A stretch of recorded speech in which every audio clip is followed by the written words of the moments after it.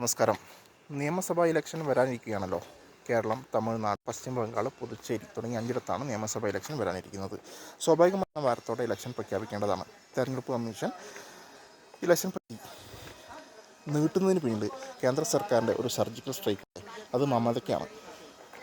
May 7-ാം തീയതി മമതാ സർക്കാർ അവിടെ തീർച്ചയായും ആദ്യത്തെ 3-4 സംസ്ഥാനങ്ങളിൽ ഇലക്ഷൻ പൂർത്തിയാക്കുമ്പോൾ പശ്ചിമ ബംഗാളിൽ അവസാന ഘട്ടമായി ഏതാണ്ട് മെയ് 2-ാം വാരത്തിലേക്ക് ഇലക്ഷൻ വരാനാണ് സാധ്യത. അങ്ങനെ വരുമ്പോൾ മെയ് മമതാ സർക്കാർ ഗവൺമെൻറ് കാലാവധി പൂർത്തിയാക്കുമ്പോൾ കിട്ടുകയും അവിടുത്തെ പോലീസ് സേന കേന്ദ്ര സർക്കാരിൻ്റെ കൈകളിലാവുകയും ചെയ്യും. സമയത്ത് തെരഞ്ഞെടുപ്പ് നടത്തി അവിടെ വിജയം ഉറപ്പിക്കാനാണ് സർക്കാരിൻ്റെ തീരുമാനം.